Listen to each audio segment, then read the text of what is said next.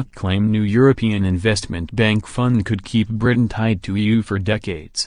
The plans for a new offshoot were given to European Union finance ministers at a meeting today in Brussels and would lend between £6.171 billion, €78 bn, a year, initially focusing on countries said to be fueling Europe's migrant crisis. The aim is to bring more of the EU's international development spending into a streamlined unit that would also work closely with the EU's various national development banks.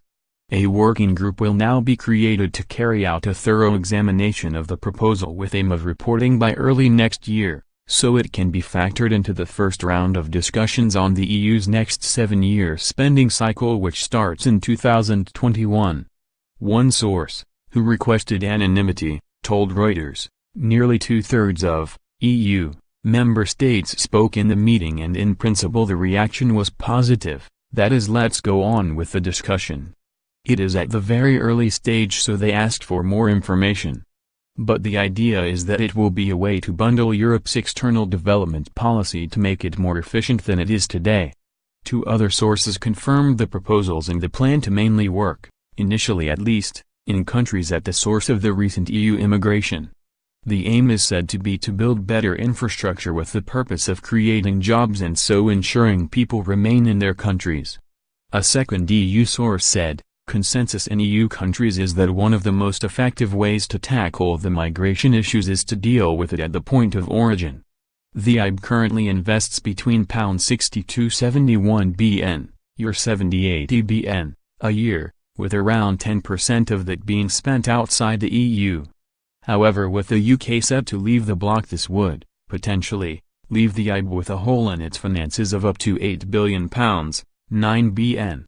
The complex web of long-term projects means Britain might have to wait decades to get all its EIB money back.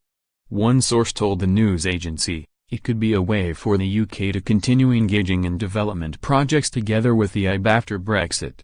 Chancellor Philip Hammond was in Brussels for the ECOFIN meeting where the proposals were laid out.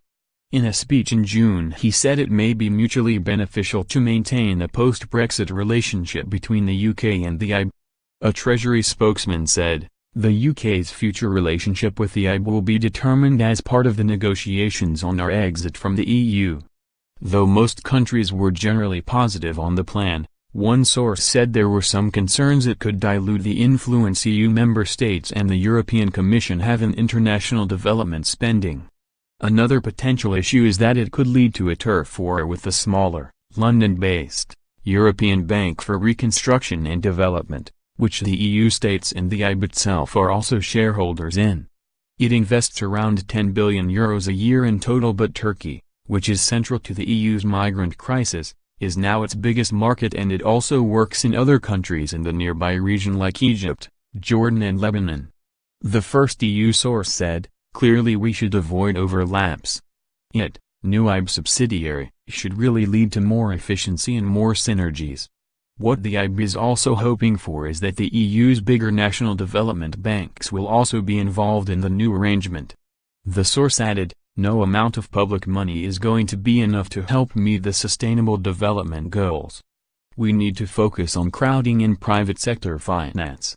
It comes after the EIB Vice President Alexander Stubb warned Britain would be closely connected to the bank despite losing membership once Brexit was complete.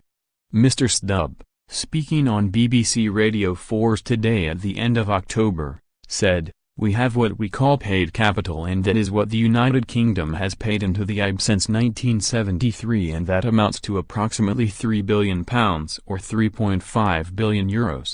Then there's something called uncalled capital, which is a guarantee that if things go sour the UK will pay, and that figure is £35 bn.